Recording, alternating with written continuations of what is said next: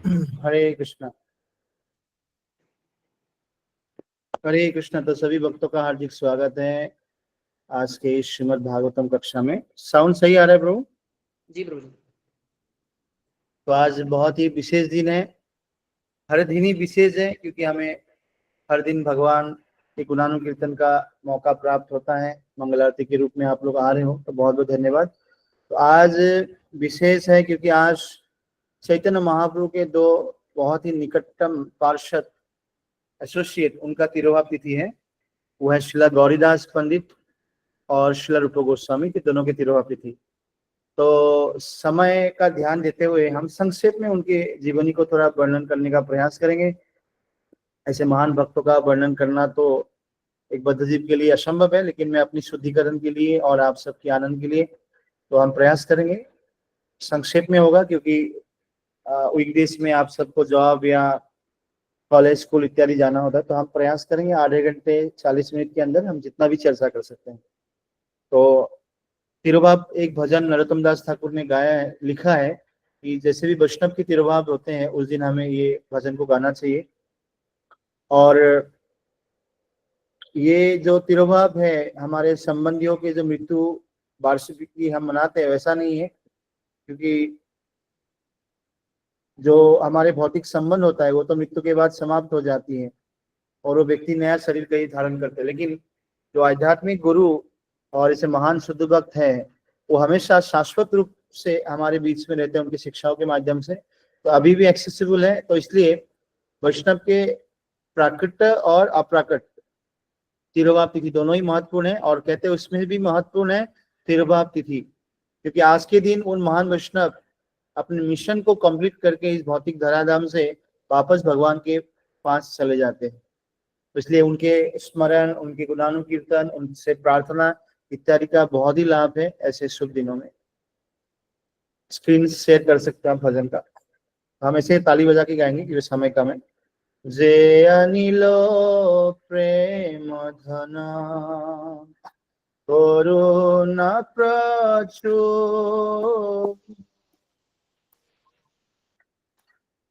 হেন প্রভু কোথা গেলা আচ্ছা যথাকু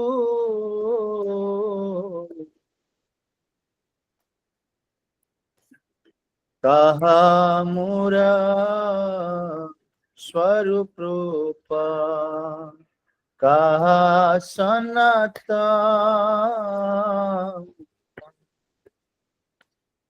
কাহা দাস রঘুনাথ পতিত পাবন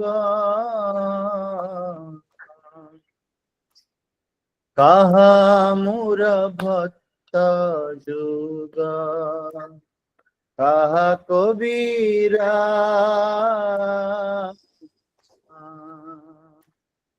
এক কালে কোথা গেলা গৌরান তরা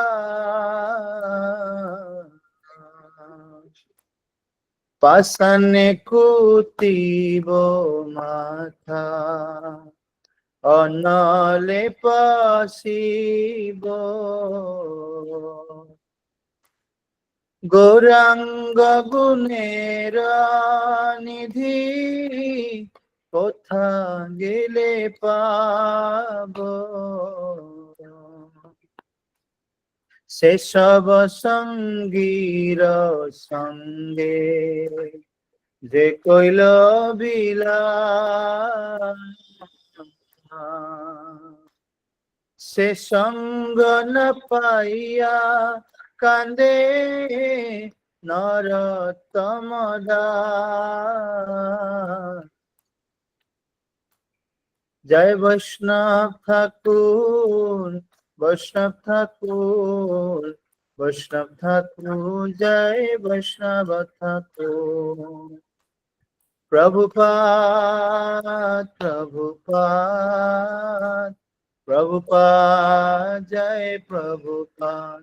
जय जय गुरुदेव गुरुदेव गुरुदेव, जय गुरुदेव।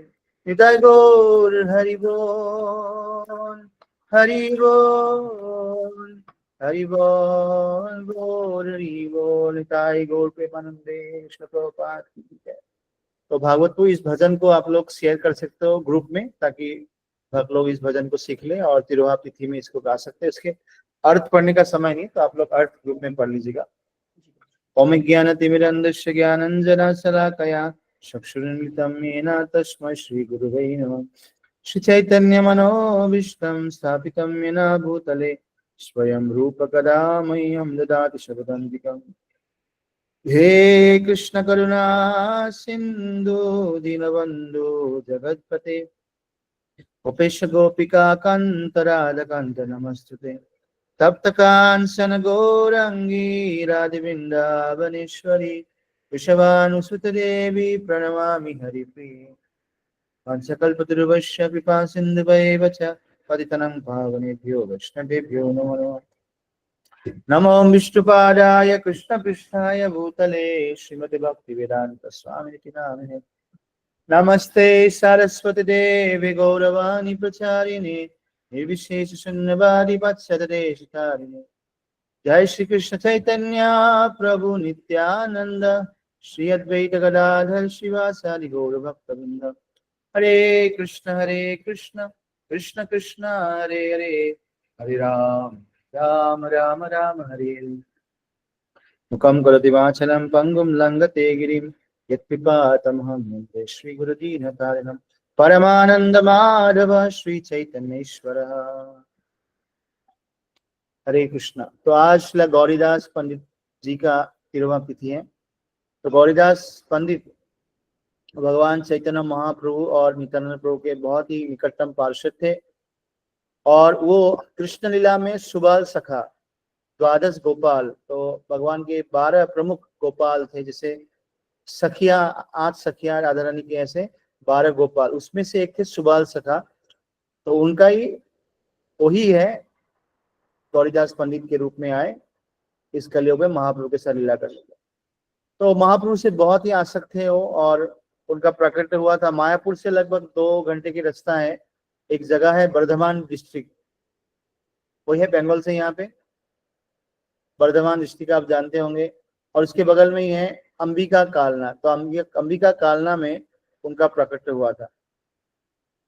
और महाप्रभु से बहुत ही आसक्त थे, तो महाप्रभु भी उनसे मिलने जाते थे अंबिका कालना में। और महाप्रभु और नित्यानंद प्रभु जो है गंगा जी को क्रॉस करके नौका से महाप्रभु जाते थे, महाप्रभु नित्यानंद प्रभु, और नौका से महाप्रभु खुद छप्पू, जो नाव को चलाते छप्पू से महाप्रभु खुद नौका वाहक बन के महाप्रभु अंबिका कालना पहुंचे।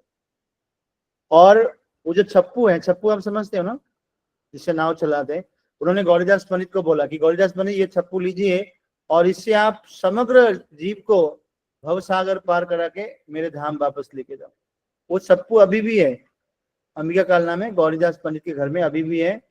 अभी भी आप उनका दर्शन कर सकते हो, स्पर्श कर सकते हो, कृपा प्राप्त हो सकता है अगर आप अंबिका कालना जाते हो कभी मायापुर यात्रा में।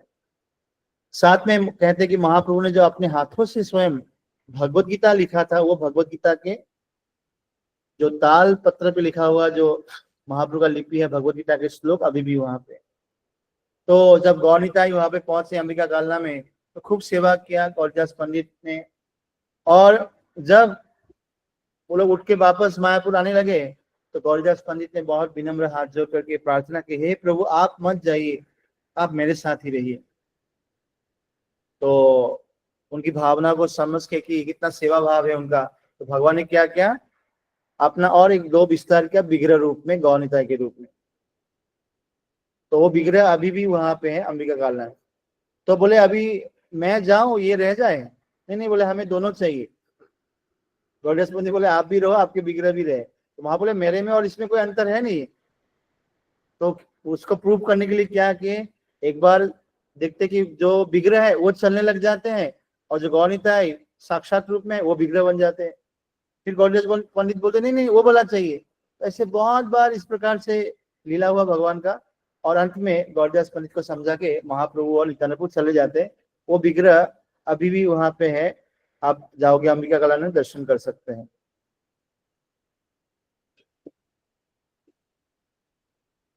वॉइस नहीं आ रही है प्रभु, भागवत प्रभु?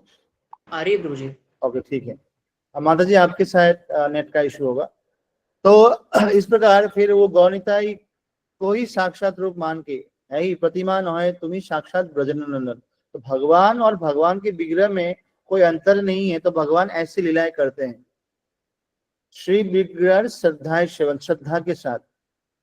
कोई ऐसे समाज होते हैं वो लोग बोलते हैं कि मूर्ति पूजा आप क्यों करते हो, मूर्ति में क्या है, पत्थर में क्या है। तो वो दिखाने के लिए भगवान के, ऐसे जीव को भी, भक्तों को तो पता ही है कि भगवान हर जगह है और भगवान में और भगवान के विग्रह में अंतर नहीं, लेकिन ऐसे व्यक्तियों को भी प्रभावित करने के लिए, हाँ भगवान और भगवान के विग्रह में अंतर नहीं, भगवान ऐसे लीला किए। जैसे कि साक्षी गोपाल भगवान वृंदावन से चल के वृंदावन गए, तो उसी प्रकार ये विग्रह भी यहाँ पे ऐसे लीला किए। फिर खूब प्रेम से गौनिताई की सेवा करने लगे गौरदास पंडित, और काफी बार उनकी इच्छा होता था कि मैं गौनिताई को बहुत श्रृंगार करूं अच्छी तरह से। उनका इतना डिजाइन स्ट्रांग है, जब गौनिताई का जब श्रृंगार करने जाते देखते गौनिताई खुद सोने की आभूषण पहने हुए।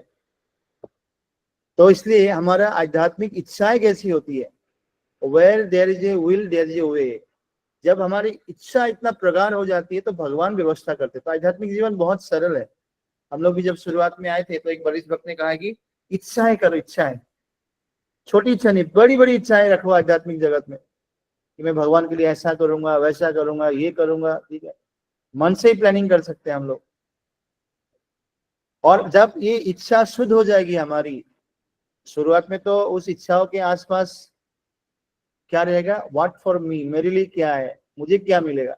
लेकिन वो इच्छाएं जब हमारे हृदय से और शुद्ध होके निकलेंगे तो क्या होगा, भगवान उसको फलीभूत भी करेंगे। तो इसलिए आध्यात्मिक जीवन में इच्छाओं का बहुत महत्वपूर्ण है। हमारी इच्छाएं कैसी होती है, आध्यात्मिक इच्छाएं, और भगवान उसको पूर्ण करते ही है, शुद्ध भक्त की इच्छाएं। तो उनके गौरदास पंडित के एक शिष्य थे, उनका नाम हृदयानंद थे। तो बड़े अच्छे भक्त थे। और शॉर्ट में बता रहा, तो एक बार उन्होंने गौर पूर्णिमा फेस्टिवल किया गंगा जी के तट पे, और गौरीदास पंडित कहीं पे गए थे, तो ऐसा सुंदर कीर्तन किया भक्त लोगों ने मिलके। क्या क्या, गौर निताई ऑल्टर से बाहर निकल के गंगा जी के तट में जाके नाचने लगे, हरि बोल हरि बोल हरि बोल सबके साथ। और गौरीदास पंडित भगवान के साथ साख्य भाव में सेवा करते। हमें भगवान के साथ शुरुआत में क्या, दास्य भाव में सेवा करना। इसलिए राधा कृष्ण की पूजा नहीं होती एक्चुअली गोलोक वृंदावन, राधा कृष्ण की प्रेम से सेवा होती है। लेकिन क्योंकि हमारा अभी स्थिति वो नहीं है, तो हम राधा कृष्ण, जैसे राधा पार्थसारथी भी है, राधा गोविंद देव जी भी, हम लक्ष्मी नारायण के हिसाब से सेवा करते, पूरा नियमों का पालन करके, आचमान करके, शुद्ध होके इस प्रकार से किया जाता है। लेकिन ये गौरदास पंडित तो भगवान के नित्य परिकर है, तो साख्य भाव से भगवान की सेवा करते थे। तो जब आए ऑल्टर में दिखे, अरे ऑल्टर खाली है, ऑल्टर में भगवान ही नहीं है। वो समझ गए, और मेरा शिष्य हृदयानंद ने, वो फेस्टिवल मना रहे हैं उधर, निश्चित रूप से हो गया हुए, हाथ में छड़ी लिया और वो पहुंच गए गंगा जी के तट पे। और सब भक्त कीर्तन कर रहे थे, नाच रहे थे। गौनिता ने देख लिया, बाबरे गौरीदास पंडित आए हैं छड़ी लेके हाथ से, और तुरंत भागे भागे भागे भाग के कहा गए, हृदयानंद जी सामने थे, उनके हृदय में प्रवेश किए। और ये दृश्य उनके गुरुदेव गौरीदास पंडित ने देखा, मेरे शिष्य इतने महान है कि स्वयं साक्षात गौनिता उनके हृदय में प्रवेश किए। उनको आके आलिंगन किए, अश्रु से उनको सिंचन किए, और बोला आज से आपका नाम क्या है, हृदय चैतन्य, क्योंकि आपके हृदय में गौरनिता ही है, आपके हृदय में महाप्रभु है, तो आपका नाम आज से हृदय चैतन्य हुआ। यही हृदय चैतन्य है जो कि दुखी कृष्णदास, आप जानते हो, 3 आचार्य थे, नरोत्तम दास ठाकुर, श्यामानंद प्रभु, श्रीनिवास आचार्य। तो श्यामानंद प्रभु के गुरु बने हृदय चैतन्य। तो इस प्रकार गौरीदास पंडित का बहुत ही अद्भुत लीलाएं हैं। गौरीदास पंडित ये है सूर्यदास पंडित के भाई, जो कि नित्यानंद प्रभु की ससुर जी थे, जानवा माता और वसुधा माता के पिता श्री सूर्यदास पंडित, उनके भाई थे गौरीदास पंडित। तो आज शुभ दिन है, आज उनका तिरुवा तिथि है। उनका समाधि वृंदावन में धीर समीन के पास में, तो हमें प्रार्थना करना चाहिए उनका भी जो आसक्ति है गौर निताई के प्रति, हमारा भी थोड़ा रंस मात्र आसक्ति महाप्रभु के चरणों के प्रति हो, नित्यानंद प्रभु के प्रति हो, वैष्णव परिकर के प्रति हो, गुरु के प्रति हो। और जिस भाव से वो भगवान की सेवा करते हैं, हम भी भगवान का सेवा में रत हो पाए। श्री गौरदास पंडित की जय, श्री प्रभुपाद की जय। साथ में आज हमारे महान आचार्य जो श्री रूप गोस्वामी है, उनका तिरुभाव तिथि है। हर दिन हमारे लिए स्मरणीय है रूप गोस्वामी। तो रूप गोस्वामी को हर दिन हम स्मरण कैसे करते हैं? एक प्रार्थना हम जब मंगलाचरण करते हैं, श्री चैतन्य मनोभीष्टम स्थापितम येन भूतले, वो बोला जो हम प्रेयर्स है वो है रूप गोस्वामी के लिए। तो हम सबको रूपानुगा कहा जाता है। रूपानुगा मतलब रूपा अनुगा, जो कि रूप गोस्वामी की अनुयायी है। तो प्रभुपाद भी कौन है? रूपानुगा। प्रभुपाद जी ने उपदेशामृत के प्रीफेस में लिखा है, the Krishna consciousness movement has been conducted under the supervision of Shri Roop Goswami. ये जो इस्कॉन आंदोलन है, इसका देखभाल कौन कर रहे हैं? ऊपर से रूप गोस्वामी। तो हम सब इतने सौभाग्यशाली हैं कि हम लोग उसी परंपरा में आ रहे हैं जो हमारे रूप गोस्वामी तो महाप्रभु के बहुत निकटतम पार्षद थे। तो रूप गोस्वामी आध्यात्मिक जगत में कौन है? रूप मंजरी है। राधा रानी है भगवान की प्रिय। राधा रानी के अलग अलग सखियां, अष्ट सखियां हैं। उसमें से भी प्रमुख कौन है? ललिता सखी। ललिता सखी के सब सखियों के मंजरी होती है। तो ललिता सखी के जो मंजरी है उसमें भी प्रमुख कौन है? ये रूप मंजरी। चीफ ऑफ ऑल मंजरी रूप मंजरी है। और मंजरी जहाँ पे गोपी लोग प्रवेश नहीं कर पाते, वहां पे मंजरिया प्रवेश करके राधा कृष्ण की सेवा करते। तो बहुत कॉन्फिडेंशियल सर्वेंट है। इसलिए नरोत्तम दास ठाकुर ने एक भजन लिखा है, श्री रूप मंजरी पद से मुर संपद से मुर भजन पूजन से मुर भजन पूजन। रूप गोस्वामी के लिए रूप मंजरी, उनके चरण आश्रय। तो रूप गोस्वामी के लीलाएं तो अनेकों है, समय बहुत ही कम है। तो हम लोग चर्चा जब किए थे सनातन गोस्वामी के, जब पहला आपका 50 डेज चैलेंज था, तो उनके बड़े भ्राता श्री सनातन गोस्वामी के, उसमें हमने काफी चर्चा किए थे। कुछ लीलाएं सेम है, तो उसको हम संक्षिप्त में वर्णन करेंगे। तो रूप, सनातन, अनुपम तीन भाई थे ये। और ये कर्नाटक के सारस्वत ब्राह्मण परिवार में उनका प्रकट हुआ। बाद में इनका परिवार बांग्लादेश में शिफ्ट हुए। और जब गौर देश के राजा नवाब हुसैन शाह ने देखा, उनको खबर प्राप्त हुआ, ये जो दो व्यक्ति हैं रूप सनातन, उनका नाम अलग था उस समय, संतोष। तो ये लोग जो है बहुत ही पारंगत है, बहुत ही एक्सपर्ट है। मैनेजमेंट पर्पज से हो, कैरेक्टर पर्पज से हो, स्किल हो, सब कुछ। तो उन्होंने क्या किया, उनको आवेदन किया कि आप हमारे मंत्री बन जाइए। और धमकी दिया, अगर आप नहीं बनेंगे तो हम ब्राह्मण, गो, इन सब के ऊपर अत्याचार करेंगे। तो नहीं चाहते हुए भी इन लोगों ने नवाब हुसैन के शाह के अधीन में कार्यरत हुए। उनका नाम परिवर्तन किया। रूप गोस्वामी का नाम हुआ दाबिर खास और सनातन गोस्वामी का नाम पड़ा साकर मल्लिक। सनातन गोस्वामी गौर देश के प्रधानमंत्री थे और रूप गोस्वामी वित्त मंत्री, फाइनेंस मिनिस्टर। सोचिए उस समय के सबसे धनी, जैसे आज न्यूयॉर्क हम बोलते हैं, सबसे धनी जो कंट्री थे, जगह था, वो था गौर देश। उसके प्रधानमंत्री और वित्त मंत्री थे। तो उनका मन लगता नहीं था राज कार्य में। तो उन लोगों ने क्या किया, वहां पे भी वृंदावन का प्राकट्य कराया। राम के लिए एक जगह है जहाँ पे उनका हेडक्वार्टर्स था। राम के लिए में गुप्त वृंदावन बनाए। तो राधा कुंड, श्याम कुंड, गिरिराज महाराज, गोवर्धन, वृंदावन, सबका निर्माण किया। तो इस बार जब हम लोग फरवरी महीने में जाएंगे मायापुर यात्रा में, तो हम लोग विचार कर रहे हैं हम लोग भी राम के लिए जाएंगे। राम के लिए बंगाल में मालदा एक डिस्ट्रिक्ट है, मालदा डिस्ट्रिक्ट के बगल में ही है। तो वहां पे अभी भी जाएंगे, वो सब जगह है। और उन लोगों ने पत्र लिखा चैतन्य महाप्रभु की, जगन्नाथपुरी में थे, कि महाप्रभु हम लोग ऐसे दलदल में फंसे हैं, कृपा करके हमारा उद्धार करिए। और महाप्रभु भी पत्र का आदान प्रदान उनके साथ किए कि कृष्ण निश्चय आपके ऊपर कृपा दृष्टि करेंगे। और महाप्रभु पहली बार जब वृंदावन आने की रास्ते में आ रहे थे, तो महाप्रभु ने रास्ता वहां से अलग किए और रामकिली में आए। और रामकिली में जब आए, रात को रूप सनातन महाप्रभु से मिलने के लिए आते हैं। और फिर हम जानते हैं कि जो विनम्रता का प्रदर्शन किया वो अपने आप को पशु से भी अधम, जगाई मधाई से भी अधम मान रहे थे। और महाप्रभु कह रहे थे कि आप लोगों की विनम्रता देख के मेरा हृदय फटा जा रहा है। और उनका फिर दीक्षा दिया वहां पे चैतन्य महाप्रभु ने कि आज से आपका नाम रूप गोस्वामी, आपका नाम सनातन गोस्वामी। उसके बाद रूप गोस्वामी जो है नवाब हुसैन शाह के जो भी कार्य था उसको छोड़ के वो भाग जाते हैं और वृंदावन की तरफ निकलते हैं। वृंदावन की तरफ निकलते हैं, उस समय महाप्रभु वृंदावन में थे, तो महाप्रभु से मिलने के लिए जाते हैं। और रूप गोस्वामी जब जाते हैं तो वो कहते हैं कि उनका दो नाव पूरा सोने से भरा हुआ था, इतना धन उनके पास था। और उन्होंने 50% जो लक्ष्मी है, धन है, वो क्या क्या भगवान की सेवा और वैष्णव की सेवा के लिए उपयोग कर दिया।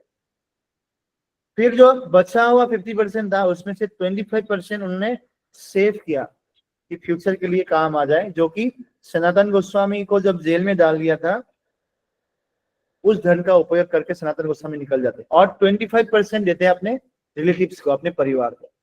तो ये स्टैंडर्ड सेट किया श्रील रूप गोस्वामी की, धन का उपयोग कैसे कर, जो भी धन हो 50% भगवान और वैष्णव की सेवा में, 25% सेविंग्स और 25% अपने परिवार में लगाने के लिए। तो प्रभुपाद ने देखा कि इतना संभव नहीं है मान लो हमारे लिए। प्रभुपाद ने एटलीस्ट 10%, 10% हमें भगवान की सेवा में लगाना चाहिए। तो धन की सदुपयोग तभी होता है जब हम भगवान और भक्तों में लगाते हैं। इसलिए कहते हैं अर्थ को अगर परमार्थ में नहीं लगाते वो अनर्थ बन जाता है। तो अर्थ को परमार्थ में लगाना चाहिए, सदुपयोग के धन का। तो इसलिए बहुत सारे अपॉर्चुनिटीज होते हैं, आप लोगों को भी आते हैं यहाँ पे दान करिए, तो लोग कहते हैं दान क्या, किसके, ये लोग पैसा क्यों मांगते हैं। तो दान देते तो हमारा लाभ के लिए है, भगवान को तो आवश्यकता नहीं, भगवान कहीं ना कहीं व्यवस्था करेंगे। हम जानते हैं कि भगवान खुद अपने लिए मदन मोहन जी का मंदिर बनाए थे, लेकिन हमारी धन शुद्धि होती है, हमारा डिटैचमेंट होती है, हम भी भगवान को कुछ अर्पण कर सकते हैं। तो इस प्रकार रूप गोस्वामी वहां से निकले और जब वो वृंदावन पहुंचने से पहले प्रयागराज, आज इलाहाबाद पहुंचे, तो वहां पे महाप्रभु से भेंट हुआ। तो उस समय वो और उनके भाई अनुपम वहां पे थे। महाप्रभु ने वहां पे 10 दिन तक रूप गोस्वामी को शिक्षा दी प्रयागराज में। अभी भी आप जाओगे त्रिवेणी संगम के पास में 10 अश्वमेध घाट है, बहुत ही सुंदर जगह है। वहां पे रूप गोस्वामी को चैतन्य महाप्रभु 10 दिन के लिए शिक्षा दी। और महाप्रभु को दर्शन करते ही पहली बार, मतलब रामकली के बाद, रूप गोस्वामी महाप्रभु को प्रार्थना में प्रार्थना करते हैं, जो कि बहुत ही फेमस प्रार्थना है। नमो महावदनाय कृष्ण प्रेम प्रदायते कृष्णाय कृष्ण चैतन्य नामने गौर कृष्ण नमः। हर दिन हम जब भोग लगाते हैं, आप लोग इस कार्यक्रम में जैसे आ रहे हो, अभी कभी कभी हमको भी क्लासेस वगैरह होंगे जिसमें भोग लगाना सिखाएंगे, आरती करना, तो भोग लगाते तो महाप्रभु को ये मंत्र भी कहा जाता है। तो रूप गोस्वामी ने कहा नमो महावदनाय, हे महाप्रभु आप सबसे बड़े दानी हो। महाप्रभु बोले मैं तो सन्यासी हूं, मैं कैसे दान कर सकता हूँ। तो रूप गोस्वामी कहते हैं आपने क्या दान किया, नमो महावदनाय कृष्ण प्रेम प्रदायते, आपने सबसे बड़ा धन कृष्ण प्रेम का वितरण किया। तो महाप्रभु बोलते मैं कृष्ण थोड़े हो, कृष्ण प्रेम तो कृष्ण दे सकते हैं, मैं तो साधारण सन्यासी हूँ। तो रूप गोस्वामी कहते हैं नमो महावदनाय कृष्ण प्रेम कृष्णाय कृष्ण चैतन्य नामने गौर कृष्ण हो, कि आप कृष्ण हो लेकिन आप सांवले वर्ण के नहीं, काले रंग के नहीं, आप अभी गौर वर्ण के रूप में आए हो, आपको प्रणाम। तो महाप्रभु ने 10 दिन तक वहां पे शिक्षा देते हैं रूप गोस्वामी को।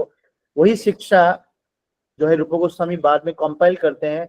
हर दिन जो, हर शनिवार को सुबह जो कक्षा होती है आप लोगों का, भक्ति रसामृत सिंधु, तो महाप्रभु ने रूप गोस्वामी कहा है कि भक्ति का जो रस है,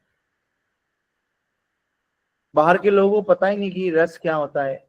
उनको पारिवारिक रस प्राप्त होता है, भौतिक संबंधों में रस है, जिह्वा की रस है, ये सब रस है, लेकिन भक्ति का रस के बारे में लोगों को पता ही नहीं। तो महाप्रभु ने पहली बार ये भक्ति को रसों के बारे में रूप गोस्वामी को कहा, और क्या कहा कि भक्ति का रस एक समुद्र के समान है रूप गोस्वामी, और उस समुद्र के रस में से एक बूंद मैं आपको विश्लेषण कर रहा हूं। तो भक्ति के रसों के सागर से एक बूंद महाप्रभु ने लेके रूप गोस्वामी को सखाया, और उस बूंद से फिर रूप गोस्वामी ने क्या लिखा, भक्ति रसामृत सिंधु। भक्ति रसामृत सिंधु से रूप गोस्वामी को महाप्रभु ने बिंदु दिया और उस बिंदु से रूप गोस्वामी ने फिर भक्ति रसामृत सिंधु का कंपाइलेशन किया। और ये भक्ति रसामृत सिंधु प्रभुपाद जी कहते हैं ये बहुत महत्वपूर्ण ग्रंथ है और इसमें ये कहते हैं ये अगले 10,000 साल के लिए हम सबके लिए लॉ बुक है, सबको पढ़ना चाहिए।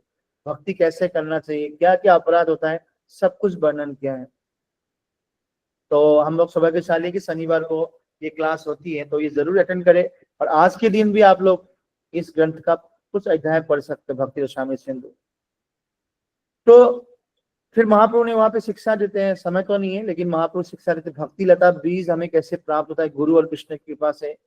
और ये भक्ति का लता का बीज हृदय में रोपण होता है, हम हृदय में धारण करते हैं, गुरु जब इंस्ट्रक्शन देते हैं। और जैसे पौधा खिलता है जब जल डाल देते हैं, उसमें जल प्रदान करते हैं, उसी प्रकार ये जो जल क्या है, श्रवण कीर्तन जले करे सिंचन। तो भक्ति लता बीज हमें प्राप्त हो गया, किसी भक्तों के माध्यम से, गुरु के माध्यम से हृदय में धारण कर लिया। अब उसका कैसे पौधा कैसे बढ़ेगी, जब उसमें श्रवण और कीर्तन का, हम भगवान के बारे में सुनते हैं, जप करते हैं, सेवा करते हैं, इसके द्वारा वो पोषण होगा। और ये लता बढ़ के ब्रह्मांड को भेंट करके, वैकुंठ को भेंट करके, गोलोक वृंदावन में पहुंच के भगवान कृष्ण के चरण की प्राप्ति होगा, वहां पे फल खिलेगा। बैठे हो आप दिल्ली में, बिहार में, कहीं पे, और फल जाके खिल रहे हैं उधर कृष्ण के चरण, यहाँ पे रह के आप उस फल का आस्वादन कर सकते हैं। ये अद्भुत कृष्ण कॉन्शियसनेस।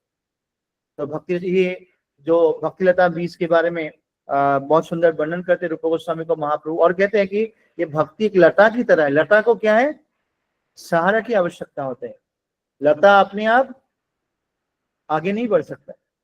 तो उसी प्रकार ये जो सहारा है हमारे भक्ति की लता, ये कौन है, वैष्णव समुदाय, भक्तों का आश्रय। फिर महाप्रभु कहते हैं कि काफी बार क्या होता है, जब हम पौधा जब उगाते हैं उसमें बहुत सारे अनवांटेड वीड्स, नहीं चाहते हुए घास फूस उग जाते हैं, उसको उखाड़ के फेंक देना चाहिए। ये सब क्या है, मुझे प्रतिष्ठा चाहिए, मुझे नाम चाहिए, मुझे ये चाहिए, ये सब को हमें उखाड़ के फेंकना। एक ही अन्ना अभिलाषित स्विन्नम ज्ञान कर्माद, एक ही इच्छा भगवान कृष्ण की, गुरु की प्रसन्नता के लिए सेवा करना। फिर महाप्रभु बहुत सुंदर उपदेश देते हैं कि काफी बार तो पागल हाथी आ जाते हैं आपके बगीचा में, आके उस पौधे को उखाड़ के फेंक देते, खत्म। और ये पागल हाथी कौन है, वैष्णव अपराध, निंदा, चुगली, इससे हमें बचना, ये खत्म कर देते हैं। बहुत सारे डिवोटीज ऑनलाइन में इधर उधर यूट्यूब में जाते हैं, इधर का सुनते हैं, उधर का सुनते हैं, फिर बाद में प्रश्न आता है कि प्रभु जी ऐसा क्यों, मेरा फेट कम हो रहा है। तो ये सब वैष्णव निंदा, वैष्णव अपराध से बच के रहना चाहिए, सावधानी पूर्वक हमें भक्ति को करना है। भक्ति के मार्ग में ये सबसे बड़ा घातक है अपराध। तो इसलिए हम इधर उधर ना सुने, उधर उधर ना देखें, कुछ भी ना बोले, गाइडेंस में रहते हुए चीजों को करें। और ये अब निंदा, चुगली से, फॉल्ट फाइंडिंग, ये सबसे हम जरूर बचे। तो इस प्रकार 10 दिन महाप्रभु ने शिक्षा दिए और कहते कि सृष्टि के प्रारंभ में जिस प्रकार ब्रह्मा जी को भगवान ने एम्पावर किए, शक्ति प्रदान की, उसी प्रकार रूप गोस्वामी को महाप्रभु ने पूरा शक्ति प्रदान किया। और महाप्रभु ही हृदय में प्रवेश किए रूप गोस्वामी को ये सब समझाने के। उसके बाद रूप गोस्वामी को महाप्रभु भेज देते कि आप जाओ वृंदावन और ये 4 महत्वपूर्ण कार्य करो। भगवान की लीला स्थली आप लुप्त हो गए, उसका पुनरुद्धार करो, मंदिर बनाओ और बिगड़े की सेवा कराओ, ग्रंथ लिखिए और वैष्णव आचरण को सिखाइए सबको। तो रूप गोस्वामी और फिर बाद में उनके भाई सनातन गोस्वामी आते, इन सब मिलके हमें इन सब ग्रंथों को वहां पे दिए। तो रूप गोस्वामी वहां पे रहे और फिर कुछ समय के बाद उनकी इच्छा हुआ महाप्रभु से मिलने के लिए। और महाप्रभु से मिलने जब जाते हैं जगन्नाथपुरी में, उस समय रथ यात्रा हो रहा था। तो रथ यात्रा जब हो रहा था तो महाप्रभु जगन्नाथ जी के सामने नृत्य करके एक प्रार्थना गा रहे थे। और सिर्फ स्वरूप दामोदर और रामानंद राय जो उनके निकट के पार्षद हैं वो समझ पा रहे थे, बाकी लोग समझ नहीं पा रहे थे। वो एक भौतिक काव्य से था, एक स्त्री और पुरुष आपस में जब मिलते हैं इस प्रकार के आदान प्रदान हो रहा था। तो कह रहे थे कि हम आज आपसे मिल रहे हैं, लेकिन हम जब रेवा तट में हम मिले थे, नदी के तट में, वो जो आनंद था आज हमें प्राप्त नहीं हो रहा था। तो सबको समझ में नहीं आ रहा। आप मान लो गए और जगन्नाथ जी के रथ यात्रा के सामने कोई बॉलीवुड का सॉन्ग गा लिया आपने, एक कविता गा लिया, लोग सोचे क्या हो गया प्रभु जी को। लेकिन रूप गोस्वामी इसको समझ गया। रूप गोस्वामी आके हरिदास ठाकुर के भजन कुटीर में रूप गोस्वामी रहते थे। जैसे हमने उस सनातन गोस्वामी के कथा में चर्चा किए थे कि हरिदास ठाकुर तो जन्म से मुसलमान थे, तो वो जगन्नाथ जी का दर्शन करने नहीं जाते थे, और रूप सनातन भी कभी नहीं गए जगन्नाथ मंदिर के अंदर, क्योंकि उन्होंने अपने आप को नीच माना कि हमने मुसलमान के अधीनों की सेवा की, विनम्रता था उन लोगों का। तो रूप गोस्वामी ने हरिदास ठाकुर के जब भजन कुटीर में आए, उन्होंने ताल पत्र पे लिखा उसका भाव, कि ये भाव किसी और ना कहीं नहीं था, ये भाव था श्रीमती राधा रानी का कृष्ण के प्रति। जब भगवान कृष्ण द्वारका से कुरुक्षेत्र में आए तो राधा रानी लोग भी, गोपी लोग गए, सूर्य ग्रहण का समय था और नदी में स्नान करने के लिए, तो ब्रह्म सरोवर में स्नान करने के लिए। तो आप जब गए तो राधा रानी कृष्ण को देखे मुकुट पहने हुए, हाथी घोड़ा है, सैनिक है, राधा रानी को आनंद नहीं आया। तो राधा रानी ने भगवान से प्रार्थना की, हे प्रभु, हम जब जमुना जी के तट में मिला करते थे, आप श्याम सुंदर रूप में, त्रिभंग रूप में, बनमाला धारण करते हुए, मोरपंख धारण करते हुए रहते हैं, आज आप इस राजवेश में हो, मुझे वो आनंद नहीं मिल पा रहा है। हम दोनों हैं साथ में, लेकिन मन कहाँ खींच रहा है, वृंदावन के जमुना के तट। और रूप गोस्वामी लिख के स्नान करने चले जाते हैं। चैतन्य महाप्रभु जब आते हैं, उनका नजर पड़ता है उस ताल पत्र में, और जब पढ़ते हैं, बोले किसने लिखा, किसने लिखा, समझ गए रूप गोस्वामी ने लिखा। रूप गोस्वामी जब स्नान करके आए, रूप गोस्वामी को प्रेम से उन्होंने छाटा मार दिया, प्रेम से, और उन्होंने स्वरूप दामोदर कहा, how is it possible, how is it possible that रूप गोस्वामी नोज माय माइंड, ये असंभव है, कैसे वो जान सकते हैं। तो स्वरूप दामोदर कहते हैं, महाप्रभु आपके कृपा से वो जान पा रहे हैं आपको, क्योंकि आपने उनमें शक्ति संचारित किया। और फिर महाप्रभु कहते हैं, यस, मैंने जब प्रयागराज में उनको मिला था, उनको पूरा शक्ति दिया, और उनके द्वारा मैं भक्ति के प्रचार कार्य को कर रहा हूं। तो इसी कारण से हम क्या बोलते हैं, श्री चैतन्य मनोभीष्टम। हम अपने मन को ही नहीं जान पाते। हमें सुबह उठना होता है, भागवत सुनना होता है, गलत काम में नहीं लगना होता, फिर भी मन करता है, हम अपने मन को ही नहीं जान पाते। दूसरे के मन को छोड़ो। और यहाँ पे रूप गोस्वामी है जो भगवान के मन को जानते, कितने महान, आप सोचिए कितने क्लोज होंगे। और आप सोचो कि रूप गोस्वामी के निर्देश में ये आंदोलन चल रहा है, तो इस्कॉन इज, फिर बोलते यार तुम लोग यार अपना ही गुणगान गाते रहते, इस्कॉन इस्कॉन, लेकिन ISKCON is not in ordinary thing. जहाँ पे कि रूप गोस्वामी के मार्गदर्शन में ये चल रहा है ये आंदोलन। जैसे प्रभुपाद जी जब संन्यास लेने के बाद जब वृंदावन में थे, प्रभुपाद जी राधा दामोदर मंदिर में रहते थे, जहाँ की रूप गोस्वामी की समाधि है, और वो रात झाड़ू लगाते थे रूप गोस्वामी की समाधि के सामने, रोते थे, रूप गोस्वामी कब आपका दर्शन मिलेगा।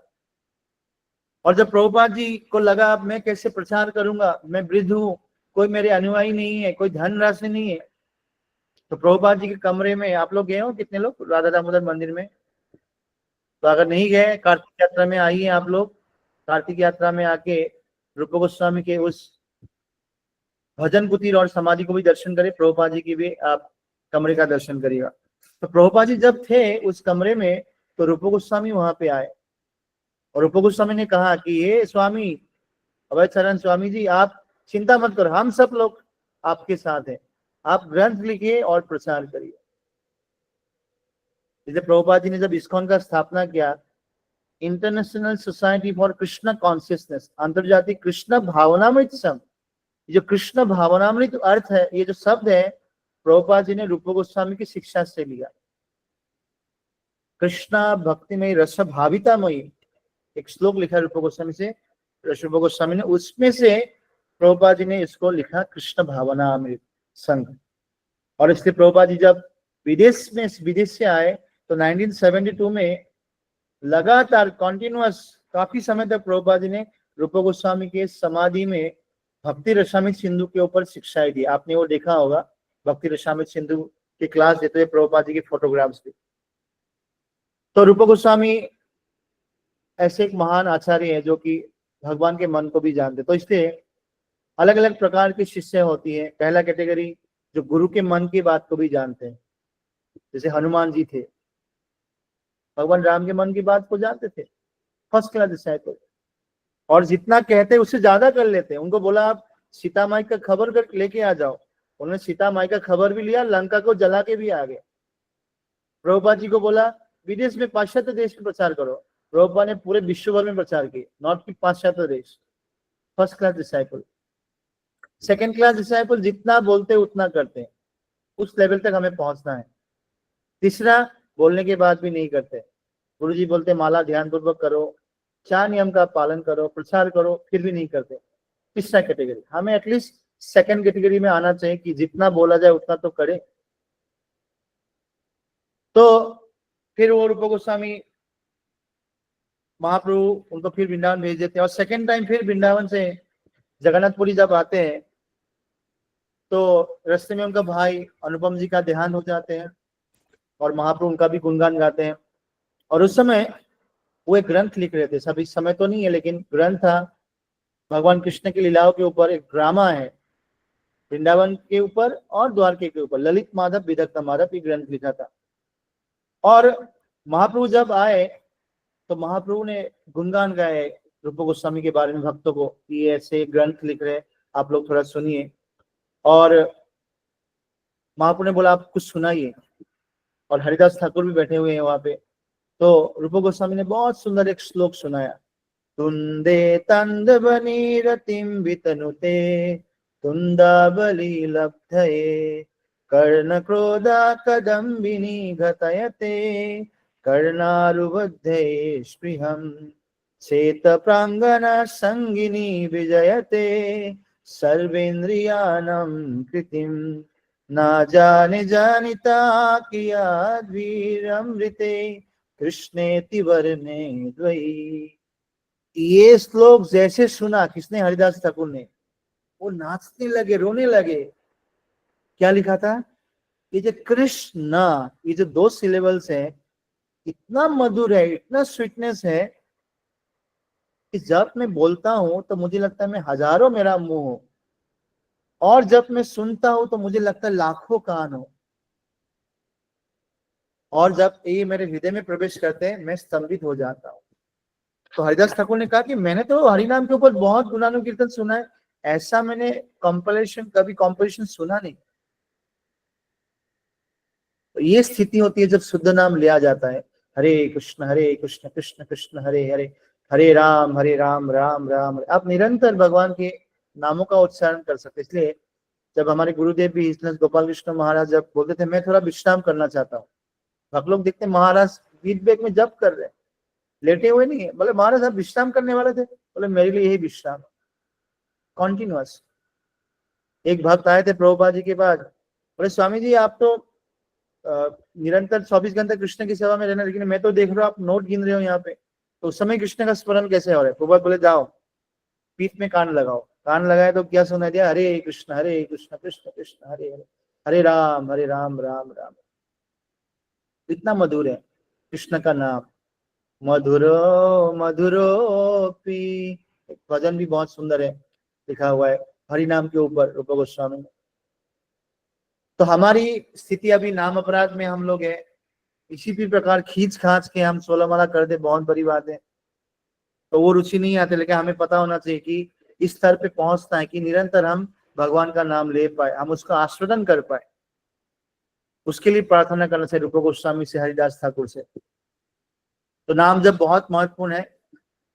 तो ये जो इसके बाद महाप्रभु ने सारे वैष्णव को कहा कि आप रूप गोस्वामी वृंदावन जा रहे हैं और ये महान कार्य वो करेंगे, आप सब उनको कृपा दीजिए। तो रामानंद राय, स्वरूप दामोदर, नित्यानंद प्रभु, अद्वैत आचार्य, सब लोगों ने कृपा दी।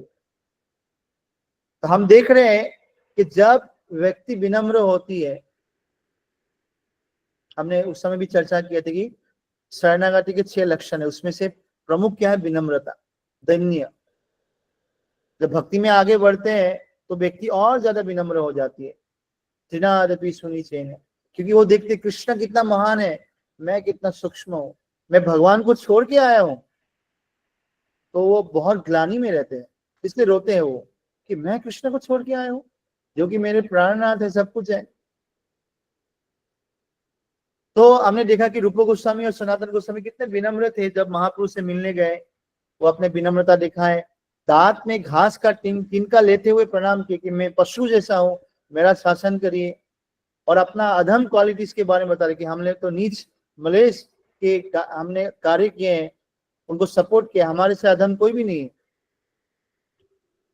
तो जब वो विनम्रता पूर्वक भगवान को अप्रोच किए, गुरु को अप्रोच करे, तो क्या करते फिर? गुरु शिक्षा देते, तद विधि प्रणिपाते न परिप्रश्न सेवाया। तो विनम्रता पूर्वक ही हमें अप्रोच करना चाहिए वैष्णव और भगवान को, गुरु को। तो विनम्रता पूर्वक अप्रोच किया तो क्या हुआ? उनको प्रयागराज में उनको शिक्षा दिए, शक्ति संसारित किए, और जब जगन्नाथपुरी में आए उनको फिर एम्पावर्ड किए, भक्तों का आशीर्वाद दिए कि आप सब इनको कृपा करिए, एक महान कार्य करने जा रहे हैं। तो इस प्रकार भी रूप गोस्वामी वृंदावन में आते हैं और अनेकों लीलाएं हैं। वृंदावन में रहते हुए उन्होंने राधा गोविंद देव जी के मंदिर के निर्माण किए।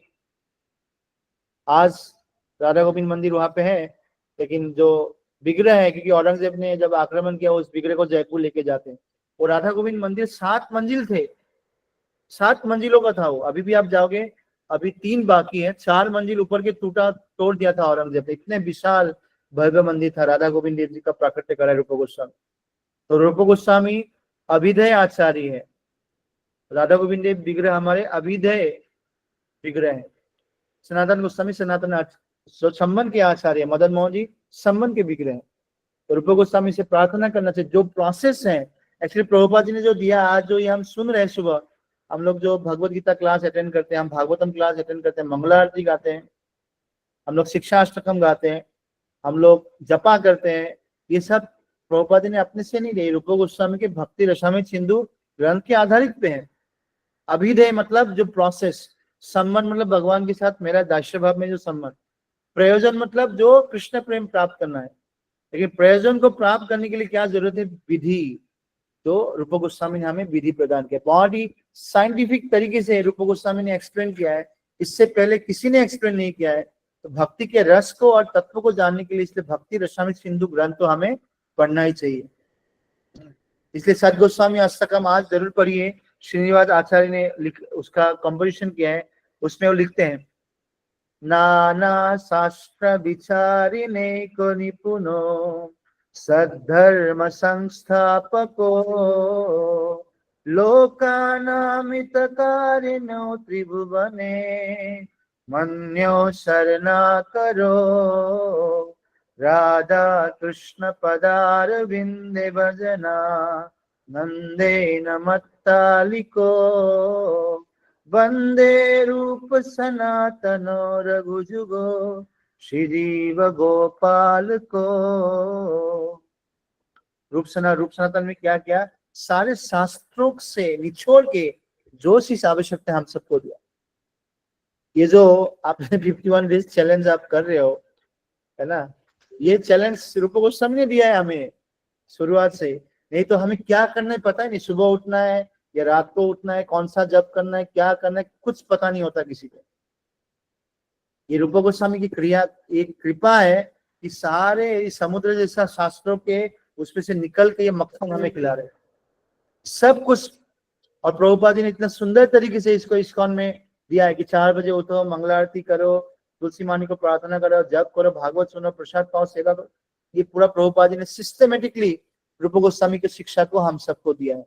इसलिए हम सबको हर दिन श्रील प्रभुपाद जी रूप गोस्वामी के प्रति आभार प्रकट करना चाहिए, उनके थैंकफुल रहना चाहिए कि उन्होंने इतना बढ़िया से हमें भक्ति के इस जो प्रोसेस को दिया है कि पहले वैदिक भक्ति, फिर भाव भक्ति, फिर प्रेम भक्ति। ये तो आप थोड़ा भी कोई आध्यात्मिक होता है, बाम कृष्ण के प्रति मेरा बहुत प्रेम है, लेकिन कहाँ से गुजरना पड़ेगा? वैदिक भक्ति से। मतलब इस तरह नहीं चाहते हो कि सुबह उठ के मंगलारती जपा क्लास करना पड़ेगा। फिर धीरे धीरे राग उत्पन्न होंगे, रागानुगा भक्ति, फिर भाव उत्पन्न होंगे, फिर प्रेम। तो साइंटिफिकली एक्सप्लेन किया है रूप गोस्वामी ने, इससे पहले किसी ने भी एक्सप्लेन नहीं किया, कोई भी शास्त्र में नहीं है। श्रद्धा होगा पहले, फिर हमारा साधु संग होती है, फिर भजन क्रिया, फिर अनर्थ निवृत्ति, फिर रुचि, फिर आसक्ति, फिर भाव, फिर प्रेम। ये जो भक्ति की सीढ़ी है, इसको निष्ठा, रुचि, आसक्ति, भाव, ये रूप गोस्वामी ने एक्सप्लेन किया। और भाव प्रेम के ऊपर के स्तर को भी वर्णन किए, अलग अलग रस, साक्ष्य रस, माधुर्य रस, शांत रस, सबके बारे में वात्सल्य रस रूप गोस्वामी ने वर्णन किया। तो भक्ति रसामृत सिंधु ग्रंथ बहुत महत्वपूर्ण है। तो बहुत कुछ कहने के लिए है, तो लेकिन समय कम है, तो संक्षेप में ये है कि हमें भक्ति रसामृत सिंधु ग्रंथ और उपदेश अमृत ग्रंथ को पढ़ना चाहिए, और उसके द्वारा हमें रूप गोस्वामी के सानिध्य प्राप्त होंगे। फिर रूप गोस्वामी रह के वहां पे भजन क्रिया किए, और उनका भजन ऐसा था, वो जो ग्रंथ लिखते थे, 13 कदम एक जगह है, तो वहां पे कदम का वृक्ष था। जब वो राधा कृष्ण के विरह के बारे में लिखते थे, वो कदम का पेड़ से पत्ते झड़ जाते थे। और जैसे राधा कृष्ण के लीलाओं के बारे में लिखते थे कि राधा कृष्ण का मिलन हो रहा है, उस पेड़ में सुंदर सुंदर नए नए पत्ते आते थे, फूल खिल जाते थे। हमने सुना है कि एक महाराज जी कहते थे कि वो जो पेड़ है, मतलब वहां पे जब उसके नीचे भजन करते थे रूप गोस्वामी लिखते थे, वो कदम का वृक्ष बाद में सूख गया, उसका डाली अभी भी है। वो हमारे दिल्ली में एक मंदिर है, यहाँ पे ये लाल किला के पास में, कश्मीरी गेट के पास में एक मंदिर में अभी भी है, उसका एक ब्रांच अभी भी पड़ा हुआ है। तो रूप गोस्वामी ऐसे महान आचार्य थे कि स्वयं राधा रानी उनकी सेवा करना चाह रहे थे। एक बार 13 कदम में थे, उनकी इच्छा हुआ कि मैं मेरे भाई भ्राताश्री, मेरे गुरु तुल्य सनातन गोस्वामी आते हैं, मैं उनकी सेवा नहीं कर पाता हूँ। तो आपने स्टोरी सुना होगा, फिर राधा रानी स्वयं आते हैं और रूप गोस्वामी के भजन कुटीर में, और वो सनातन गोस्वामी के लिए खीर बनाते हैं। तो ये सब लीलाएं हैं, बहुत सारे ऐसे लीलाएं हैं, तो इस समय है नहीं। तो आज ऐसे महान दिन है, रूप गोस्वामी हमारे प्रमुख आचार्य हैं। रूप गोस्वामी को रस आचार्य भी कहा जाता है, और हम सबको ये सब ग्रंथ दिया है, हमें विधि दिया है। आज के दिन हमें प्रार्थना करना चाहिए रूप गोस्वामी से कि जिस प्रकार आप महाप्रभु के मन को जानते हैं, हम एटलीस्ट महाप्रभु ने जो कहा है, अपने जो शिक्षा दी है, हमारे गुरु ने जो शिक्षा दी है, उसका हम पालन कर पाए, हम नाम जप को ध्यान पूर्वक कर पाए, और हम जो सेवा हमें प्राप्त हुआ है, उस सेवा में हम सम्मिलित हो पाए सहृदय। आप देखिए कि रूप गोस्वामी उस समय थे सनातन गोस्वामी महाप्रभु के साथ, लेकिन महाप्रभु ने उनको कहा भेजा, जाओ वृंदावन जाओ, और सिर्फ 1 या 2 बार ही मिले वो लोग। वो सेवा का महत्व कितना ज्यादा है। ये नहीं कि हमें भगवान मिल गए तो भगवान के साथ ही बोले महाप्रभु आप मिल गए, अब हम नहीं जाएंगे वृंदावन, हम पूरी में आपके साथ रहेंगे। महाप्रभु ने कहा नहीं, आप जाओ वृंदावन। तो सेवा के लिए भगवान को भी छोड़ना पड़ता है। तो इसलिए जो भक्त है वो क्या देखते हैं, सेवा में भगवान को देखते हैं, साधना में भगवान को देखते हैं, गुरु को देखते हैं कि मैं जब जप कर रहा हूँ तो ये मुझे गुरु ने दिया है जप करने के लिए 16 माला, हरे कृष्णा, तो गुरु के सानिध्य प्राप्त करते हैं। इसलिए प्रभुपाद जी जब बीमार पड़े 1968 में, प्रभुपाद ने कहा कि मैं भारत में जप करूंगा, आप न्यूयॉर्क में जप करोगे, और इस जप के माध्यम से हम दोनों कनेक्ट रहेंगे। फिर जब सेवा हमें मिलती है, उस सेवा को भी हमें देखना ही भगवान की कृपा है, और सेवा में ही भगवान है, सेवा में भगवान की सानिध्य प्राप्त हो, ये उच्च कोटि के भक्त सेवा में देखते। इसलिए माधवेंद्र पुरी का भी सेवा आप देखिए, या रूप सनातन की भी हम देखें। तो आज के दिन हमें प्रार्थना करना चाहिए, और एक महत्वपूर्ण हमारे लिए कार्य क्या है, हमें उनके दिया हुआ ग्रंथ को पढ़ना चाहिए। प्रभुपाद ने कहा है कि अगर आप रूप सनातन के संग को प्राप्त करना चाहते हो तो उनके दिया हुआ ग्रंथों को पढ़िए। तो उपदेश अमृत ग्रंथ में सिर्फ 11 श्लोक है, उसको आज हम पढ़ें। भक्ति रसामृत ग्रंथ को पढ़े हम लोग, और हम प्रार्थना करें कि रूप गोस्वामी जो आपने भक्ति की विधि दिया है उसको हम पालन करें। 100 भक्ति की विधि दिया है, उसमें से 5 उन्होंने प्रमुख कहा है। नाम कीर्तन, भगवान का नाम का जप और कीर्तन, साधु संग, भक्तों का संग, भागवत श्रवण, भागवत के बारे में सुनना, विग्रह की सेवा श्रद्धा के साथ, और मथुरा वास, वृंदावन मथुरा इत्यादि यात्रा हम जाए, या फिर अपने घर को भी वृंदावन बने। ये 5 पंचांग भक्ति करेंगे तो शुरुआत में भी हमें भगवान के प्रति जो भाव उत्पन्न होंगे हमारे हृदय में। तो ये हम प्रार्थना करते हैं। तो श्री रूप गोस्वामी पाद की जय, श्री गौरीदास पंडित ठाकुर की जय, श्री प्रभुपाद की जय, और प्रेमानंद। तो रूप गोस्वामी की समाधि भी राधा दामोदर मंदिर में अभी भी है। तो प्रभुपाद जी कहते हैं मैं नित्य रूप से राधा दामोदर मंदिर में रहता हूँ। तो वहाँ पे हमें प्रभुपाद जी का संग मिलेगा। राधा दामोदर मंदिर अगर जाएंगे कार्तिक में, रूप गोस्वामी का संग मिलेगा। प्रभुपाद बोलते आज भी अगर आप जाओ आपको जीव गोस्वामी के सानिध्य प्राप्त हो सकता है। तो रूप गोस्वामी ने बहुत सारे भजन भी लिखे हैं, आप लोग एक गाते हो, राधे जय जय माधव दैते गोकुल तरुणी मंदल मोहिते, ये रूप गोस्वामी ने लिखा है। एक भजन और भी हम लोग सुनते हैं, कृष्ण देव भवंतम वंदे मनमानस तो मधुकर अर्पय निज पद। तो ये रूप गोस्वामी ने लिखा है। ऐसे बहुत सारे रूप गोस्वामी ने हमें भजन इत्यादि दिए हैं, तो उसका भी हम आस्वादन कर सकते हैं और उनसे प्रार्थना करें कि हम भक्ति के इस मार्ग को अपना पाए। जैसे रूप गोस्वामी ने कहा है ना कि कोई भी कीमत चुकाने चुकाओ, लेकिन भक्ति को अपने हाथ से फिसलने मत दो। उसका मतलब क्या, डिटर्मिनेशन रहे, कुछ सेक्रीफाइस करना है कर ले। जैसे आप लोग उस दिन देखा था, रेखा माता जी और एक माता जी जो पैनल डिस्कशन करे, तो वो लोग कह रहे थे कि कितना महत्वपूर्ण, कितना लाभ मिल रहा है। उसके लिए कुछ कुछ चीजों को सेक्रीफाइस करना पड़ेगा, हमें टाइम को मेंटेन करना पड़ेगा। नहीं तो लगेगा यार भागवत क्लास आए, आधा घंटा हम सो लेते, आधा घंटा ये कर लेते, ऐसा लगेगा। लेकिन कीमत चुकाना है चुकाओ, सुबह उठे जब करे भागवत सुने, बाकी को हम प्रायोरिटी, सेकंड प्रायोरिटी में रखें हम लोग। कृपा गोस्वामी पाद की जय, श्री प्रभुपाद की जय। तो हम एक दो प्रश्न लेते हैं, समय भी हो गया। हरे कृष्णा, धन्यवाद, प्रणाम प्रभु जी। बहुत बहुत बहुत धन्यवाद आपका इस वंडरफुल नेक्टेरियन लेक्चर के लिए, उनके गुणगान के लिए। बहुत कम चांसेस ऐसे होते हैं कि हम हमारे आचार्यों के बारे में इतने ठीक से जान सकें। कुछ प्रश्न हैं तो आप भागवत सभी डिवोटी से रिक्वेस्ट है, मैं आप सभी का नाम बुलाऊंगा, उसके बाद ही आप अनम्यूट करें, उससे पहले अनम्यूट ना करें। भागवत को आप ग्रुप में बोलना। आज जो सत गोस्वामी अष्टकम, ज्ञानीलो प्रेमधन और एक दो मैं भेजूंगा, उसको ग्रुप में शेयर करने के लिए बोल देना। ज्ञानीलो प्रेमधन हो चुका है सर। ठीक है, सत गोस्वामी अष्टकम भी भेज दीजिएगा। ठीक है, ओके। दिव्या माता जी, आप अनम्यूट कर सकते हैं।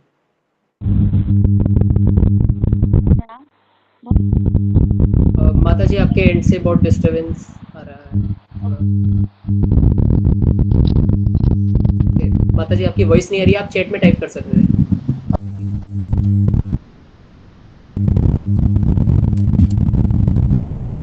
हरे कृष्णा, दीपमाला माता जी, आप अनम्यूट कर सकते हैं। हरे कृष्णा प्रभु जी, धन्यवाद, प्रणाम।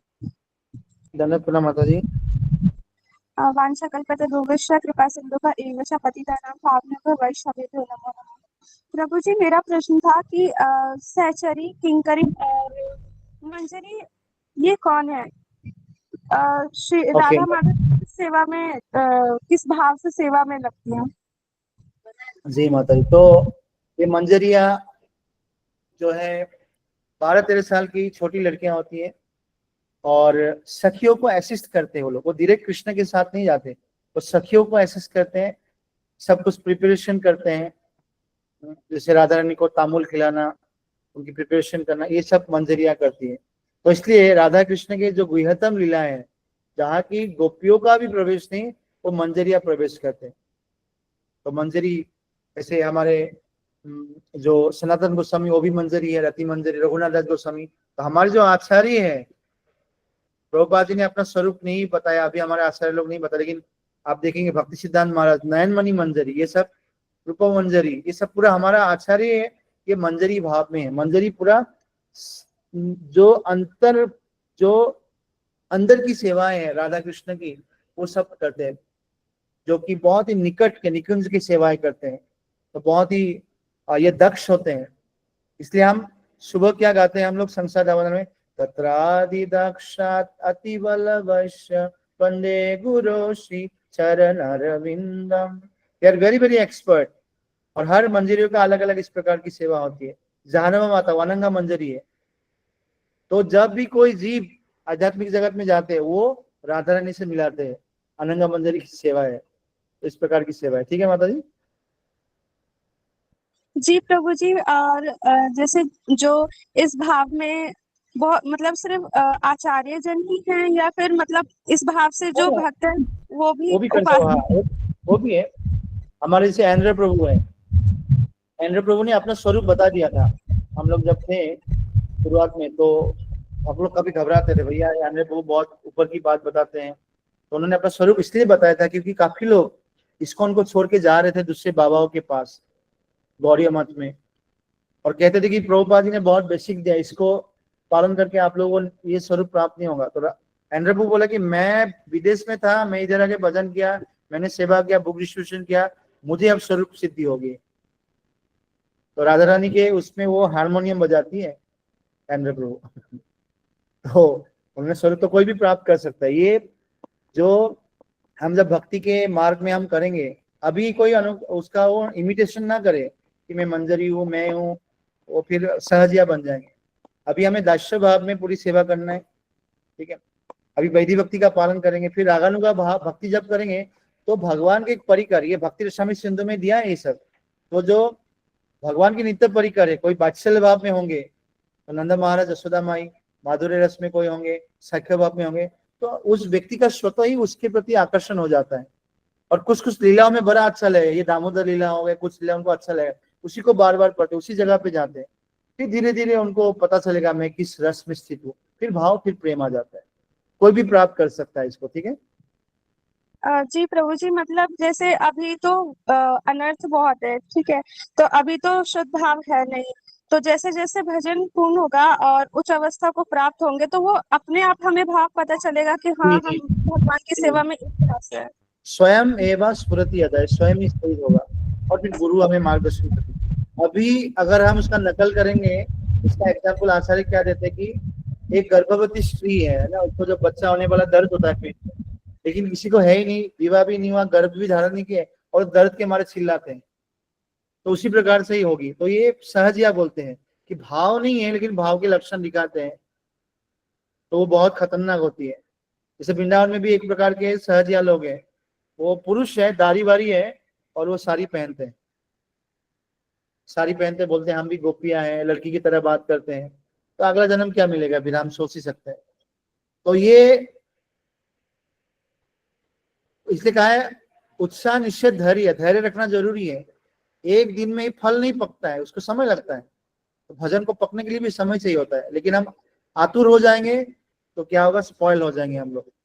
तो इसलिए ये सब में ज्यादा नहीं जाना चाहिए कि मेरे भगवान को देख के आंखों से आंसू आ रहे हैं, भैया मैं भाव के स्तर में पहुंच गया क्या। आप अपने मन को देखिए, मन में क्या क्या विचार आते हैं हमारा, तो ये सब हमें खुद अवलोकन करना है कि मैं अनर्थों से भरा हुआ हूँ। और इसलिए हमें स्ट्रिक्टली जो ये वैधि भक्ति है, 4 नियम, 16 माला, प्रभुपाद के ग्रंथ पढ़ना, भागवत सुनना, इसको बहुत स्ट्रिक्टली पालन करना है। और वो फिर दूसरों को नहीं बताएगा, जब वो आगे बढ़ेंगे वो खुद ही अंदर रस को प्राप्त करेंगे, वो दूसरों को नहीं बताएगा, और वो अपने को अधम ही मानेंगे। वो जितना आगे बढ़ेंगे अपने को अधम मानेंगे, कृष्ण दूर जाएंगे, लेकिन बाकी लोगों को दिखेगा अरे ये तो भक्ति में आगे बढ़ रहा है, उसको पता नहीं चलेगा, ठीक है। जी प्रभु जी, बस थोड़ा सा और प्रभु जी, जैसे अगर भाव प्राप्त हो गया तो जो हमारा भौतिक शरीर है वो ऐसे ही, मतलब जैसा भजन कर रहे वैसे ही नॉर्मल ही रहेगा, बट जो अध्यात्म उन्नति प्राप्त हुई है तो वो आध्यात्मिक शरीर के द्वारा भगवान की सेवा, मतलब हमारा शरीर नहीं है लेकिन जैसे गोपियां हैं, हमने श्री कृष्ण बुक में लीला बुक में पढ़ी है कि जो गोपियां हैं उनका जो भौतिक शरीर रहता था वो घर में ही था, मतलब सभी परिवार के बीच, लेकिन जो आध्यात्मिक शरीर के द्वारा वो भगवान की सेवा में जाते थे। तो क्या इसी तरीके से भी हमारे साथ भी ऐसे ही? हाँ, वो बहुत ऊपर की स्तर होती है। आपने श्रीनिवास आचार्य की कथा सुना होगा, तो श्रीनिवास आचार्य शरीर यहाँ पे था लेकिन वो नित्य निकुंज में सेवा कर रहे हैं। नरोत्तम दास ठाकुर के साथ भी ऐसे हुआ है। तो हम लोग तो बद्ध जीव अभी है, हम आशा कर सकते हैं वो, और ये विधि के मार्ग से ही होगा, ठीक है। तो ये प्रोसेस के द्वारा ही होगा, ठीक है। लेकिन हमें ये नहीं होना चाहिए कि मैं भगवान की गोपिया बनूंगी सिर्फ, ठीक है। हम कुछ भी बन सकते हैं वहां पे जो रस में होगा, या मुझे यही बनना है, या प्रभुपाद ने कहा कि हम ये पर्टिकुलर गोपी बनते हैं, जसोदा माई बनूंगी, वो मायावाद में आ जाते हैं। तो हम जब साधन भक्ति करते हैं, ठीक है, और वो उस स्तर पे पहुंच जाते हैं तो ये शरीर भी आध्यात्मिक बन जाता है। प्रभुपाद ने उदाहरण दिया, एक नारियल है, नारियल जो कच्चा होता है उसका जब पल्प है और सब चिपका रहता है, लेकिन जब सूख जाता है अपने आप वो अपने जो क्या बोलते हो घोंसला है उससे वो निकल जाता है। ध्रुव महाराज की कथा में आती है। तो इसी शरीर में रहते हुए भी पूरा शरीर क्या आध्यात्मिक बन जाता है, इस शरीर में रहते हुए, ठीक है। तो ये प्रोसेस उत्तर मिला जी। हाँ जी प्रभु जी, बहुत सुंदर प्रश्न का उत्तर मिला प्रभु जी। हरे कृष्ण। हरे कृष्ण। जैसे आयरन है, आयरन को अगर आप करंट लगाओगे पूरा करंट बन जाता है, तो उसी प्रकार ये शरीर भौतिक है, लेकिन जब पूरी तरह आध्यात्मिकता में लग जाते हैं, आध्यात्मिक ही बन जाता है। इसलिए हमारे जो गुरु वर्ग है उनके शरीर भौतिक नहीं है, दिखता है ऐसे, लेकिन वो आध्यात्मिक ही है। और आध्यात्मिक शरीर, आध्यात्मिक जगत में जब जाएंगे तो हमारे भौतिक शरीर जो स्थूल है उसको भी त्यागना है, और सूक्ष्म शरीर मन बुद्धि अहंकार उसको भी त्यागना है, फिर वो मुक्त होके भगवान के पास जाते हैं। तो भक्ति रसा में सिंधु पढ़ेंगे तो और क्लियर होगा। हरि बोल। हरे कृष्णा। बहुत बहुत धन्यवाद प्रभु जी। रेखा माता जी आप अनम्यूट कर सकते हैं। हरे कृष्णा धन्यवाद। हरे कृष्णा प्रभु जी, दंडवत प्रणाम। प्रभु जी थैंक यू सो मच, बहुत ही सुंदर था। स्पेशली मुझे इसलिए अच्छा लगा क्योंकि आपने बीच बीच में जो भजन दिए, तो मेरा जो यहाँ पर मैंने जो रेज हैंड किया था वो इसी वजह से है कि प्रभु जी मुझे ऐसा लगा, क्योंकि जैसे मैंने कनेक्शन किया आज और थोड़ा ज्यादा कनेक्शन हो पाया मेरा, कि कुछ ऐसा हो सकता है कि इस प्लेटफॉर्म में प्रभु जी यदि हम भजन जो है इस प्रकार से कक्षा के रूप में हो, जहाँ पर भजन भी गाया जाए और साथ साथ में हम सब भी उसमें शामिल होंगे, हम भी सीख पाएंगे और उसका थोड़ा सा अर्थ भी यदि हमें पता चले, तो जो मुझे कनेक्शन बैठा, मुझे लग रहा है कि शायद हम सब उससे लाभ प्राप्त कर पाएंगे प्रभु जी। It is just a request प्रभु जी। हरे कृष्ण। आपका कहना है कि भजन जैसे लिया और भजन के ऊपर चर्चा हो, ये कह रहे हैं? हाँ जी, हाँ जी, भजन और अलग अलग जो भजन है हम उससे सीख भी पाएंगे, शायद उससे भक्ति भी हमारी जो है और अधिक हम लोग जो कनेक्शन हम कर पाएंगे प्रभु जी। एक बहुत बड़ा एक साधन है। तो जब गौरकिशोर बाबा जी महाराज के पास कोई जाते थे तो बोलते बाबा जी महाराज कि कृष्णा भावना, कृष्ण प्रेम को प्राप्त करने के 2 आने की जरूरत होती है, 2 पैसे की आना उस समय होता था। बोले 2 पैसे की जरूरत क्या है 2 आने का? बोले 2 आना लीजिए, बाजार से खरीद के ले आओ 2 ग्रंथ, प्रार्थना और प्रेम भक्ति चंद्रिका, नरोत्तम दास ठाकुर ने लिखा है, इस भजन को गाओ कृष्ण प्रेम मिल जाएगा। तो हमारे भक्ति मार्ग में ये जो भजन है बहुत महत्वपूर्ण है। हम लोग भी शुरुआत में जब जुड़े थे तो शाम को हम लोग हमेशा भक्त लोग मिलके भजन गाते थे, और ये कोई वेद स्तुति के समान है। श्रीमद् भागवतम की जो सार है आप देखेंगे नरोत्तम दास ठाकुर ने एक एक भजन में डाल दिया। जो भागवतम के सार है, जैसे हम गाते हैं ना, श्री गुरु करुणा सिंधु आदम जनर बंधु, गुरु वंदना गाते हैं। आप देखेंगे भागवतम जब पढ़ेंगे, अरे तो भगवान उपदेश जो दे रहे हैं उपदेश को वो शिक्षा है। यहाँ पे जो उपदेश अमृत का ग्रंथ है वात्सव्य मनुष्य क्रोध वेगम, भक्तिनाथ ठाकुर ने उसका भजन लिख लिया है, ओ हे वैष्णव ठाकुर दयार सागर एदासे करुणा कोरी। उसमें है सय सत्संग, सय सत्संग 6 जो एसोसिएशन है, 100 दोष जो बैड क्वालिटीज है, अत्याहार प्रयास। तो इस प्रकार एक एक भजन में पूरा शास्त्रों का चार है। तो जैसे मन में हमारा गलत विचार आ रहे हैं, हम बहुत खराब लग रहा है, ठीक है, अनर्थों से है, तो हम भजन गा सकते भक्ति में, गोपीनाथ मम निवेदन सुनो। आप जैसे भजन गाएंगे ना, इमीडिएटली यहाँ से हम थे इधर पहुंच जाएंगे। इसीलिए आचार्य लोगों ने एक बद्ध जीव के भाव को लेते हुए उस भजन को गाए, हमार जीवन सदा पापे रहता है, ये सब भजन। तो वो लोग नहीं है, लेकिन उन्होंने क्यों भजन को लिखा है? हमारे लिए, कि हम हमारा स्तर क्या है और क्या एस्पिरेशन करना है। तो विशेष करके भक्तिनाथ ठाकुर की जो शरणागति भजन है, नरोत्तम दास ठाकुर की प्रार्थना है, प्रेम भक्ति चंद्रिका जब पढ़ेंगे, एक्चुअली क्या एस्पिरेशन होना चाहिए हमारा, एक पतित जीव के अनुसार क्या भाव होना चाहिए,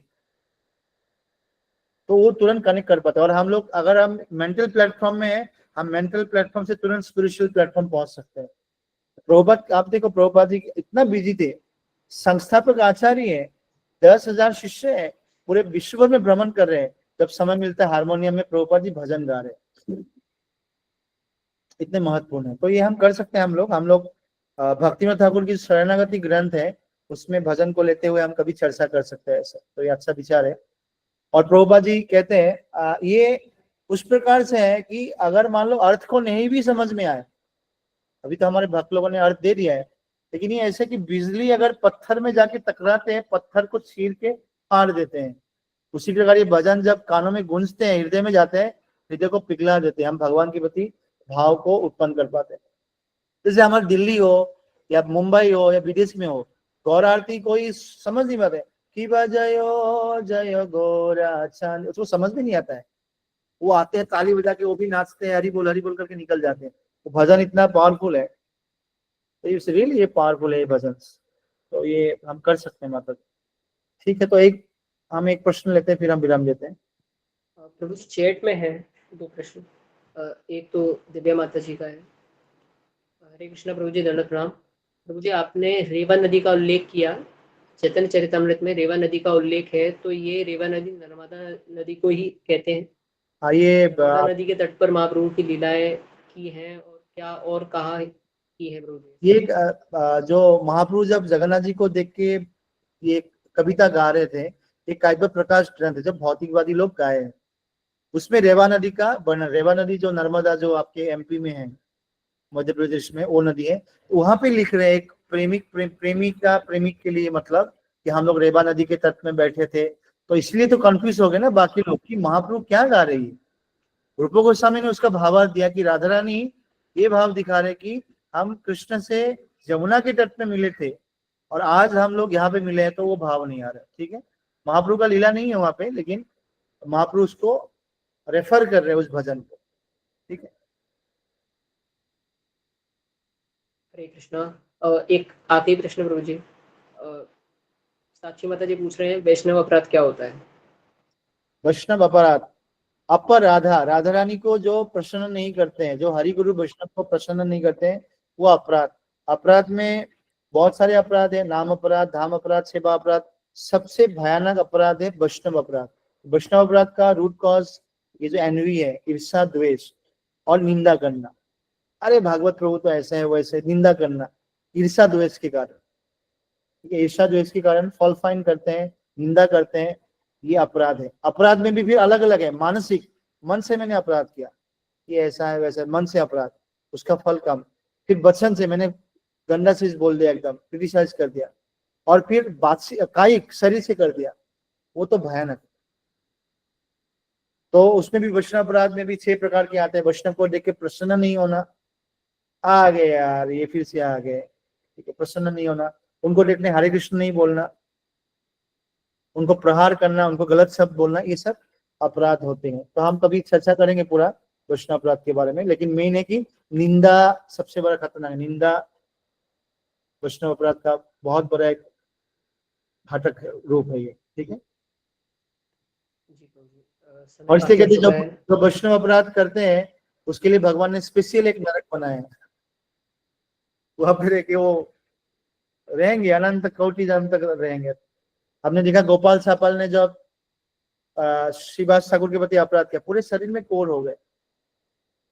तो बहुत भयानक है, इसलिए सावधान रहना चाहिए, रेस्पेक्ट करना चाहिए, प्रणाम करना चाहिए, निंदा नहीं करना चाहिए, आपस में चर्चा नहीं करना चाहिए। आजकल यूट्यूब में चल रहा है ना, इधर से उधर निंदा निंदा, बिल्कुल दूर रहना चाहिए। पूरा श्रद्धा खत्म हो जाती है, भक्ति लता बीज उखाड़ के फेंका जाएगा अगर हम निंदा सुनते हैं। ठीक है, जी तो एक बार फिर से आपका बहुत बहुत धन्यवाद प्रभु जी हरि बोल। नेक्टेरियन सेशन के लिए। तो इस सेशन का हम ये वाइंड अप करते हैं सेशन को। ठीक है, तो आपके बहुत बहुत बाकी धन्यवाद डिवोटीज आप के जो सबका भी। प्रश्न, आप लोग सब लोग आज भजन को गाइए। सत गोस्वामी अष्टकम कृष्ण वो आपको भेजेंगे। कृष्ण कीर्तन गान नर्तन, वो वाला भजन, जियानुल प्रेमदन और भी भजन से, साथ में भक्ति रसामृत सिंधु पढ़िए, और 10 मिनट में 11 श्लोक आप पढ़ लेंगे उपदेशामृत का। ये सब पढ़िए, प्रार्थना करिए, जप करिए। चैतन्य चरितमृत के मध्य लीला से अगर समय किसी बात 19वां अध्याय से पढ़े, 19 चैप्टर से, उसमें रूप गोस्वामी की शिक्षाएं हैं। ठीक है, हरे कृष्ण। प्रभु जी इनके वीडियोस भी भेजने हैं क्या? हाँ, वीडियोस भी भेज सकते हैं अगर हो। जी प्रभु जी, हरे कृष्णा, धन्यवाद प्रणाम, बहुत बहुत धन्यवाद प्रभु जी। इसी के साथ हमारा जो सेशन है आज हम यही वाइंड अप करते हैं, समय काफ़ी हो चुका है। जिन भक्तों के प्रश्न कुछ रह चुके हैं वे कल अपने प्रश्न पूछ सकते हैं, और सेशन को अटेंड करने के लिए बहुत बहुत धन्यवाद आप सभी का। आप आज 27 डेज पूरे हो चुके हैं। 27 डेज के साथ आप लोग लगातार कंटिन्यू कर रहे हैं। डिवोटीज काफ़ी कम रह गए हैं, स्टार्टिंग में 300 थे, अब 139 140 इतने ही रह गए हैं, बट ठीक है, आप लोग ट्राई करते रहिए, क्योंकि सुबह जगना एक चैलेंज है, बट आप लोग प्रयास करेंगे तो श्रील प्रभुपाद की कृपा, महाप्रभु की कृपा और विशेषकर श्रील रूप गोस्वामी की, श्रील रूप गोस्वामी ने भक्ति रसामृत, जैसा कि प्रभु जी ने बताया, भक्ति रसामृत सिंधु में सुबह मंगला आरती के लिए उठना भी 64 भक्ति के 64 अंगों का एक अंग। तो आप सभी प्रयास वॉइस कीजिए। क्लियर नहीं है प्रभु। और अगर हमसे कोई त्रुटि हुई हो तो हमें क्षमा कीजिए। वांछा कल्पतरुभ्यश्च कृपा सिंधुभ्येव च पतितानां पावनेभ्यो वैष्णवेभ्यो नमो नमः। और आप सभी प्रार्थना कीजिए कि इसी के साथ हम सभी बेस जो है आपको और अच्छी तरीके